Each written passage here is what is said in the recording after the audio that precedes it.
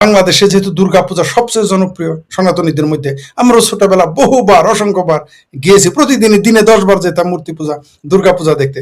সেখানে দুর্গার বিশাল মূর্তি বানাইতেই পারে বাংলাদেশের সনাতনীদের, বাংলাদেশি হিন্দুদের, এমনকি বাংলা ভাষী যারা হিন্দু যেখানেই থাকুক, মা তাদের মা দেবী কালী তাদের পূজনীয়, তারা সেই মূর্তি বানাইতেই পারে। এটা তাদের অধিকার, যদি আপনি চায়না না হন, যদি আপনি উত্তর কোরিয়া না হন, যদি আপনি আফগানিস্তান না হন, তাহলে গণতান্ত্রিক দেশে এগুলো সব হিন্দু, বৌদ্ধ, খ্রিস্টান, জৈন, পার্সি, ইহুদি, মুসলিম সবারই অধিকার রয়েছে যার যার ধর্ম পালনের। এখানে আপনি বাধা দিতে যাবেন কেন? এটাকে যখন আপনি বাধা দিতে যাবেন তখন আমার বাংলাদেশকে আপনি প্রশ্নবিদ্ধ করেন।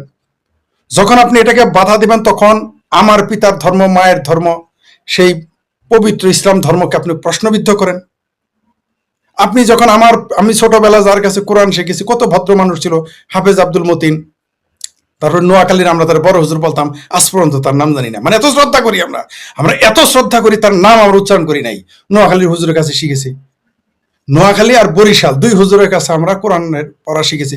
এরা তো ভালো মানুষ ছিল, এরা তো কোনোদিন আমাদের অসাম্প্রদায়িকতা শিখায় নাই। আমাদের তো কোনোদিন হাফেজ আব্দুল মালিক বলে নাই যে তুমি গিয়ে মন্দির ভেঙে আসো, বলে নাই তো কোনোদিন। বরং তাকে আমি দেখেছি 1992 সালে, এবং ওই আমার বন্ধুর বাবা নোয়াখালীর যে হুজুর, বড় হুজুর বলি আমরা, সরিষাবাড়ির লোক, মানে আমাদের রেলের মসজিদ, আর এইখানে হাফেজ আব্দুল মতিন, এরা কোনো 92 সালে যখন সাম্প্রদায়িক দাঙ্গা, ভারতের সাম্প্রদায়িক দাঙ্গা বাংলাদেশ চলে যায়, আমাদের বলছে মন্দির পাহারা দিবা। আমরা পাহারা দিয়েছি মন্দির, আমরা পাহারা দিয়েছি। শুধু তাই না, তখন বিএনপি ক্ষমতায় ছিল, ব্যারিস্টার আব্দুল সালাম তালুকদার ছিল বিএনপির মহাসচিব, তার কড়া নির্দেশ ছিল যেগুলো তুমি নিরাপত্তা দিবা তোমরা। কই, তখন তো এই ধরনের কথা হয় নাই। ঘটনা ঘটেছে, কোনো সন্দেহ নাই, কিন্তু এইভাবে খুল্লা আমাদের গ্রাম অঞ্চলে একটা কথা আছে, শকুন যখন মরা মৃত জিনিস খায়, এই গল্পটা আমি প্রমাণ করেছি। আমি দেখেছি বড় বড় শকুন যেগুলো পাখা এরকম করে খাওয়ার আগে, এটা সত্য যে শকুন মরা খাওয়ার আগেও পাখা দিয়ে ঢেকে, অর্থাৎ চোষে লজ্জা পায়।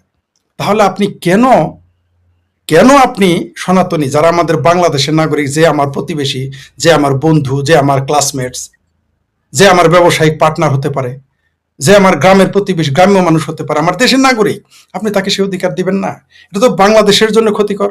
আপনি যখন তাদের ভগবান রামের মূর্তি না গড়তে দিবেন, এটা বাংলাদেশের প্রশ্নবিদ্ধ হয়ে যাবে। বাংলাদেশের মুসলমানেরা প্রশ্নবিদ্ধ হয়ে যাবে, আলেম সমাজ প্রশ্নবিদ্ধ হয়ে যাবে। এটা কেন তারা বুঝে না, আমি বুঝে উঠতে পারি না। আর ইসলামে কোন জায়গায় লেখা আছে যে আপনি সনাতনীদের মূর্তি ভেঙে ফেলবেন? কোন জায়গায় লেখা আছে? ওইখানে তো উল্টো বলেছে আরো, যে তুমি তাদের, আমি যতদূর জানি, যে তুমি অন্য ধর্মের খোদা বা মাবুদ, এইভাবে লেখা, তাদের গালি দিও না। মানে আপনি ভাঙবেন তো দূরে, গালি দিতে না করেছে আপনাকে বলেছে যে শুভেন্দু অধিকারী হোক, আর চিন্ময় কৃষ্ণ দাস হোক, আর ওইখানে যে কোনো নির্মল সেন হোক, তারা যখন পূজা করবে তুমি তার গালি পর্যন্ত দিও না। আচ্ছা, ওটাও বাদ দিলাম। আপনারা কি গত নির্বাচনের আগে মন্দির পাহারা দিতে দেখেন নাই? মূর্তি পাহারা দিতে দেখেন নাই? এই জামাতি তো পাহারা দিল, এই হেফাজতি তো পাহারা দিল, এই চামড়া নাই পীরেরাই তো পাহারা দিল, চামড়া সারা চামড়াওয়ালা পীর সবাই পাহারা দিল। তাহলে তারাই পাহারা দিল, এখন তারাই ভাঙতে যায়। তাহলে যদি তারা এখন ভাঙতে যায়, তাহলে আগের গুলো ভণ্ডামি, মানে তারাই কিন্তু ফাঁদে পড়ে যায় সাথে সাথে। আচ্ছা, তারা মোল্লারা ফাঁদে পড়ুক না পড়ুক, তার চেয়ে বড় কথা আমার দেশটা ফাঁদে পড়ে যায়, এমনকি ইসলাম ধর্মের উপরে কলঙ্ক আসে। তাহলে কেন তারা এটা ভাঙতে যাবে? আমি এটা বুঝে উঠতে পারি না।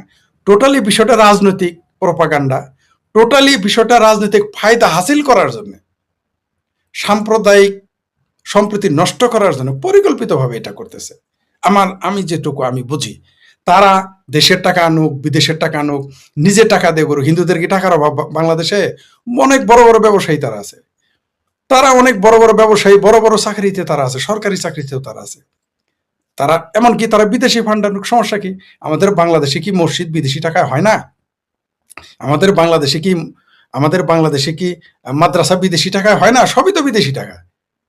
বাংলাদেশে আপনি বলেন রাশেদ ভাই, আপনি তো দেখেছেন, আমিও দেখেছি, আপনার আমার গ্রামে সকালে জমি কেউ দেয়, বিকেলে ইট দেয়, পরের দিন সকালে বিল্ডিং ওঠে, তারপরে 5 তলা হয়। এগুলো কি মনে করেন শুধু আপনার আমার টাকায় হয়েছে? না, সেখানে বিদেশি টাকা আসছে। তো বিদেশি টাকা আসলে কি সমস্যা? বাংলাদেশে কোন জায়গায় লেখা আছে যে বিদেশি টাকা ধর্মীয় কাজে ব্যবহার করা যাবে না? তাহলে প্রথমে মাদ্রাসা বন্ধ করে দিতে হবে, তাহলে তো আমাদের শিক্ষা প্রতিষ্ঠানে বন্ধ করে দিতে হবে, কারণ আমাদের পাঠ্য বইটা অস্ট্রেলিয়া টাকা দেয়, খ্রিস্টানেরা দেয়। তাহলে এই বিষয়গুলো কেন এরা বুঝতে পারতেছে না আমি বুঝে উঠতে পারি না। এই যে ইউটিউবে আমরা কথা বলতেছি এটি ইহুদিদের, আমরা যে ইমেল জিমেল ব্যবহার করি ইহুদিদের, এই যে আপনার আমার পোশাক এগুলো কারখানা খ্রিস্টানদের।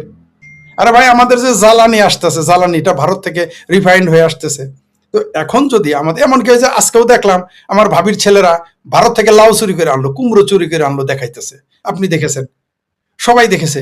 তাহলে ভাই আর বাংলাদেশের হিন্দুরা তো বাংলাদেশের নাগরিক, আপনি আপনি কেন তাদের সাথে খারাপ ব্যবহার করেন, বা আমি কেন তার সাথে খারাপ ব্যবহার করবো?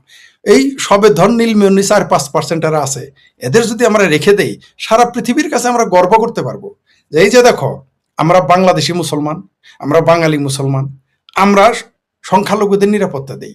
তা না করে আমরা তাদের তাড়িয়ে দিচ্ছি, পাশাপাশি তাদের ধর্মীয় অধিকার তারা পালন করতে যাচ্ছে সেটাকে আমরা বাধাগ্রস্ত করতেছি, প্রশ্নবিদ্ধ করতেছি। আর যদি এবার কূটনীতিতে আসি, ভারত কিন্তু এটা নিয়ে গেম খেলবে, এটা কি তারা বুঝে? এই যে তাদের ভগবানের রাম মূর্তি, এই ভগবান রাম শব্দ নিয়ে এমন কিছুই ঘটলো যে মমতা ব্যানার্জির মতো এনার্জি আলা ক্ষমতা থেকে বিদায় হয়ে গেলেন, এমনকি তার দল খার হয়ে গেল চোখের পলকে। আমি ভেবেছিলাম 5 বছর পরে মমতা ব্যানার্জির দল ভেঙে খান হয়ে যাবে। অদ্ভুত ব্যাপার, 2 মাস না যেতে দল সহ তার ভেঙে খান। তার ভাইপো ছাড়া আর কাউরে আর তার পাশে দেখা যাইতেছে না। সম্ভবত তার ভাইপো কয়েকদিন পরে থাকবে না, মানে মমতা ব্যানার্জি, এমনকি মমতা ব্যানার্জিও তার দলে থাকবে না, শুনলাম কংগ্রেসে চলে যাচ্ছেন। মানে কি যে রামের বিরোধিতা করতে গিয়ে পশ্চিমবঙ্গ হচ্ছে বামপন্থীদের আখড়া, সেকুলারিজমের আখড়া, সে জায়গায় বিজেপি চলে আসছে। তো এই রামের মূর্তি নিয়ে যদি এখন রাজনীতি আমরা রংপুরে করি, রাশেদ ভাই আমি জানি না আপনারা এটা কিভাবে নেবেন। আমার তো ভয় হয় রংপুরটা না আবার চলে যায়, আমাদের হাতছাড়া হয়ে যায়। ওই যে আমাদের রতন সিদ্দিকী স্যার বলেছিলেন না, শুক্রবারটা আমাদের বেহাত হয়ে গেছে, শুধু শুক্র। আর 2024-এর 5ই আগস্টের পরে মাশাল্লাহ আর 6টা 12 বেহাত হয়ে গেছে। আমার কেন যেন মনে হচ্ছে সনাতনীদের, আমি তো আর হিন্দু বলি না, সনাতনী বলি সঙ্গত কারণে, তো এই সনাতনীদের ভগবান রামের মূর্তির বিরোধিতা করতে গিয়ে শেষে আমাদের রংপুরটা না আমরা হারিয়ে ফেলি।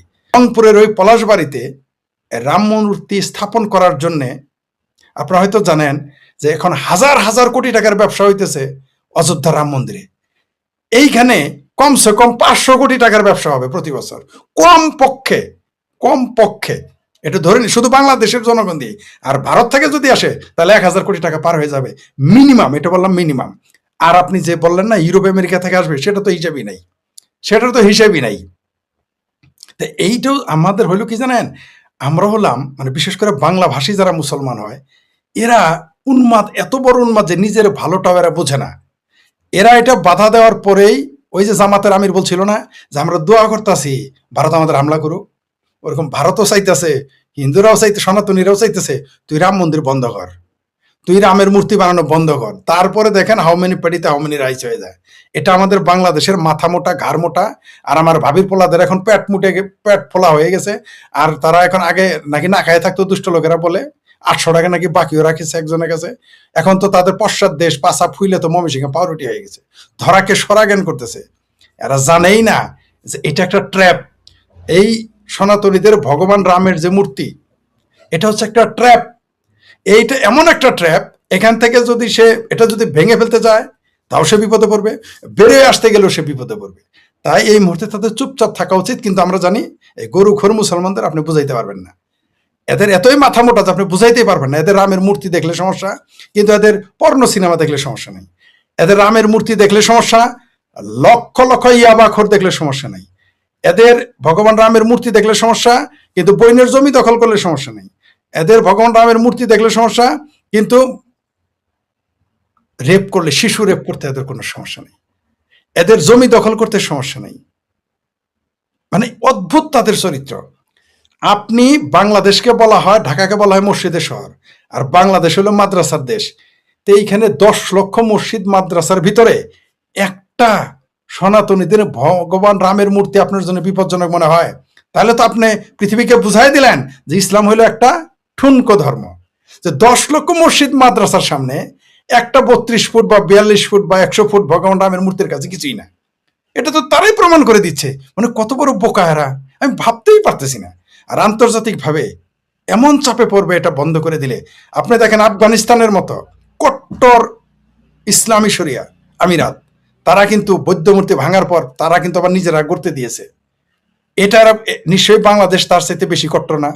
এরা বুঝতেই পারতেছে না যে এরা যদি এটা বাধা দেয়, এই বাংলাদেশ, প্রথমত বাংলাদেশের যে ইমেজ এমনিই তো নাই, মানে যাও আছে তাও থাকবে না। মানে অন্তত এখন আন্ডার প্যান্ট আছে, হাফ প্যান্ট আছে, উপরে তো কিছুই নাই, শার্ট নাই, জামা নাই, টুপি নাই, পাগড়ি নাই, লুঙ্গি নাই, প্যান্ট নাই, কোন রকম একটা হাফ প্যান্ট আর নিচের একটা আন্ডার প্যান্ট আছে। আমার ধারণা সনাতনীদের এই ভগবান রামের মূর্তি গড়তে না দিলে সে প্যান্টটাও চলে যাবে। আর আমার কেন যেন মনে হচ্ছে, মানে আমি এটা বলতে চাই নাই, আপনি ওটা বলছেন বলে সাহস পেলাম বলতে, এই রামের মূর্তি গঠন না করতে দিলে আজ হোক কাল হোক রংপুর চলে যাবে। টেরি পাবে না তারা, টেরি পাবে না কিভাবে রংপুর চলে যাবে। এটা এমন একটা ফাঁদ। এই যে আমাদের দেশে একটা কথা প্রচলিত আছে যে হিন্দুদের নাকি বুদ্ধি, ওরা পিয়াজ খানা, ঠান্ডা মাথার বুদ্ধি। ঠান্ডা মাথার বুদ্ধি কিন্তু গেমটা কিন্তু খেলে দিছে। বল কিন্তু এখন মুসলমানের কোর্টে, বল কিন্তু এখন তারেক রহমানের কোর্টে, বল কিন্তু এখন জামাতের কোর্টে, বল কিন্তু এখন হেফাজতে পাকিস্তানের কোর্টে, বল কিন্তু এখন চামড়া, আল্লাহ চামড়া নাই, পীরের কোর্টে, হিন্দুদের কোর্টে না।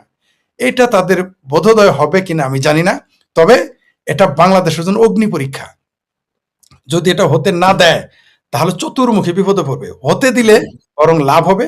তাই আমি মনে করি বাংলাদেশ সরকারের উচিত শুধু ভগবান রামের মূর্তি না সনাতনীদের, বরং সরকার বলুক তোরা ভাই কালী দেবী আর একটা বানা, উত্তর রংপুরে বানাইছস, রাজশাহীতে গিয়ে একটা কালী দেবীর মূর্তি বানা, জামালপুরে গিয়ে একটা জগন্নাথের মূর্তি বানা, বরিশালে গিয়ে ভাই তুই একটা দুর্গার মূর্তি বানা। এটাই যদি বরং ঘোষণা করে, বরং সরকার, কে যেন বললো যে জমিকার জায়গাকার, আচ্ছা 560টা মন্দির মডেল মসজিদ আপনি বানাইতে পারলে হিন্দুরা কি দাবি করতে পারে না? বিএনপির এক নেতা তো বলেছেই তিনি মডেল মন্দির বানিয়ে দিবেন, বিএনপির নেতা তো বলেছে। এখন মানে এখন যদি বলি, কইলে মায়ের খায়, না কইলে বাপে এটা খায়, দশ হয়েছে। তুমি মন্দিরে মূর্তি পাহারা দিতে পারলা, মন্দির পাহারা দিতে পারলা, হাই রে ভণ্ড। তার মানে তুমি যে ওটা ভণ্ডামি করছো এখন পরিষ্কার। কি সমস্যা এইখানে? এইখানে সনাতনীদের দৃষ্টিতে এইখানে তাদের মা ভবানী বা দুর্গার একটি শরীরের অংশ বা সীতার একটি শরীরের অংশ, তাদের ভাষায়, তাদের মিথে, মাইথোলজিতে যে শরীরের একটা অংশ বাংলাদেশে আছে। আরে ভাই এইখানে যেটা আপনি বললেন, এইখানে আমরা যদি এগুলো ট্যুরিজম করি, শুধু হিন্দুদের কাছে আমাদের প্রতি বছরে 1 লক্ষ কোটি টাকা চলে যায় ভারতের ট্যুরিজমের কারণে, সম্ভবত 1.5 লক্ষ টাকা, মানে চিকিৎসার, মানে মেডিকেল এবং ট্যুরিজমের কারণে, সাধারণ ট্যুরিজম 1.5 লক্ষ কোটি টাকা চলে যায়। আমি নিশ্চিত এই বাংলাদেশে যদি আমরা, ভারতে পশ্চিমবঙ্গের প্রত্যেকটা হিন্দুর পরিবার বাংলাদেশে আসবে ঘুরতে এগুলো করলে, মানে আমাদের বাজেটের টাকা আমরা এখান থেকে অর্ধেক আয় করতে পারি। এগুলো তাদের মাথাতেই না। আপনি ইন্দোনেশিয়া করতেছে, আপনি তো অবশ্যই ইন্দোনেশিয়া গেছেন মনে হয়। এখানে ইন্দোনেশিয়া দেখেন বালিতে তারা কি করে, জাকার্তায় গিজ গিজ করে হলো এই মাদ্রাসা, কিন্তু রেভিনিউ আসে কই থেকে? জাভা থেকে। ঠিক আছে, যেখানে মন্দির, যেখানে মূর্তি, তাদের সেখান থেকে টাকা আসে, ওই টাকা দিয়ে মসজিদ মাদ্রাসা বানায়। মানে আসলে নিজের বোঝ যদি নিজে না বুঝে কেউ বুঝাইতে পারবো না। যদি কোনো কারণে সনাতনীদের এই ভগবান রামের মূর্তি যদি গড়তে না দেয় বা এটা বন্ধ করে দেয়, তাহলে বাংলাদেশ ট্র্যাপে পড়ে যাবে, ফাঁদে পড়ে যাবে। কোথায় রাম নাই বাংলাদেশের? প্রত্যেক জেলা না উপজেলাতে একটা রামনগর আছে, প্রত্যেক জায়গাতে একটা রামকৃষ্ণপুর আছে, রামচন্দ্রপুর আছে, ঢাকাতে আছে, বরিশালে আছে, নোয়াখালী, 64 জেলার কোথায় রামের নাম নাই? তাহলে আপনি কেন রামের মূর্তি হইতে দিবেন না? আর আপনার ভগবান রামের মূর্তি দেখলে এত খারাপ লাগে, একটা সন্ত্রাসীকে দেখলে আপনার ইমান নষ্ট হয় না? ধর্ষককে দেখলে আপনার ইমান নষ্ট হয় না? সিরিয়াল বলৎকারীকে দেখলে আপনার ইমান নষ্ট হয় না? 71-এর খুনি ধর্ষকদের দেখলে আপনার ইমান নষ্ট হয় না? আপনার ইমান খত্রেমে যায় না? রামের মূর্তি দেখলে খত্রেমে যায়। ও আমার ইমান আলাগো, তোমারও ইমান ওই মান্ডা খালের মধ্যে নিয়ে ফেলাই দাও, তোমারও ইমানের দরকার নাই। আমাদের এখানে আমরা হিন্দু, বৌদ্ধ, খ্রিস্টান, আস্তিক, নাস্তিক, বিশ্বাসী, অবিশ্বাসী, সব মতের মানুষ আমরা একসাথে থাকতে চাই, এবং এটাই হচ্ছে বাংলাদেশ, এটাই বাঙালি সংস্কৃতি। তার চাইতেও বড় কথা আমি যেটা বলতে চাই, এই বাঙালি সংস্কৃতি হচ্ছে আমরা প্রকৃতি পূজারী। আমরা 1500 বছর হইল মুসলমান হয়েছি, 2000 বছর, 2600, 2100 সাল হয়েছে আমরা খ্রিস্টান হয়েছি, তাই না? কিন্তু আমরা 4000 সাল হয়েছে আমরা হিন্দু হয়েছি, সনাতনী হয়েছে এই অঞ্চলে। কিন্তু 5000, 6000, 7000 সাল আগে এই বাঙালি অঞ্চল তো ছিল প্রকৃতি পূজারী, আমরা প্রকৃতিকে পূজা করেছি। এটাই ইতিহাস, এটাই ভূগোল, এটাই সত্য। কেন ভাই আপনারা এটা করেন? আপনি আমেরিকাতে গিয়ে মসজিদ বানান না, কানাডায় গিয়ে মসজিদ বানান না, আপনি ফ্রান্সে আছেন, ফ্রান্সে তো মুসলমানে গিজ গিজ করে, আমার চেয়ে আপনি ভালো জানেন। সেখানে রাস্তা ব্লক করে করা হয়, রাস্তা ব্লক করে নামাজ পড়তেছেন আপনি, জুম্মার নামাজ না পারলে খাড়ায় থাকে বিমানের মধ্যে যা, বিমানের টয়লেটের সামনে গিয়ে নামাজ পড়া শুরু করে, রেলের মধ্যে নামাজ পড়া শুরু করে, মেট্রো রেলে নামাজ পড়া শুরু করে। মিনার তারা বানায় না? তাহলে এখন যদি ভারতের হিন্দুরা বলে যে আমরা এখানে দেওবন্দ মসজিদ থাকতে দিব না, মাদ্রাসা থাকতে দিব না, তাহলে কি করবে? যদি এখানে আমেরিকার খ্রিস্টানরা বলে আমরা কোনো মসজিদের মিনার হইতে দিব না, মসজিদ তোমরা ছোট ছোট বানাও, লিলিপুট, তারা যে যুক্তি দিয়েছে, আরে ভাই তুমি মন্দির দেখতে, মানে ল্যাম এক্সকিউজটা দেখেন। তাহলে আপনার কাছে মূর্তি দেখলে সমস্যা বড় হইলে আরেকজনের কাছে ছোট মূর্তি সমস্যা, আরেকজনের কাছে মন্দির সমস্যা, আরেকজনের কাছে হিন্দু সমস্যা হইতে পারে। আমি জানি এই বাংলাদেশে এমনও মানুষ আছে বলে হিন্দুর সামনে পড়ে, হিন্দুতে দেখলে ঘৃণা করে। ধর্ম কি এটা শিখাইছে নাকি? তো এগুলো ভণ্ডামি বাদ দিয়ে কিভাবে বাংলাদেশটা ভালো থাকবে সেই চিন্তায় আমাদের মনোযোগ দেওয়া উচিত। তা না হলে এখন যদি কেউ নিজের পায়ে নিজে কোরাল মারে, যদি এ ট্র্যাপে পড়ে, ভারত এটাকে এমন গেম খেলবে। এই জন্য বারবার আমি বলি ভারত হচ্ছে চাণক্যর পুত্র, এদের সাথে পারবেন না। আপনি যত কথাই বলেন, এরা যে কিভাবে আপনাকে ল্যাংটা মারবে রেফারিও টের পাবে না। তার মধ্যে একটা কিন্তু ল্যাং মেরে দিয়েছে এই যে সনাতনীদের ভগবান রামের মধ্যে। এটা হলো এমন একটা ফাউল করেছে, এমন একটা ল্যাং মেরেছে, রেফারি এটাকে হুইসেল দিয়ে ধরতে পারতেছে না। মানে এত সুন্দরভাবে ম্যারাডোনার মতো হাত দিয়ে গোল দিতেছে, কিন্তু বুঝার কিছু উপায় নেই, গোল মেনে নিতে হবে। এই ট্র্যাপটা পেতেছে। আমার ধারণা এই ট্র্যাপে পড়ে গেছে বাংলাদেশি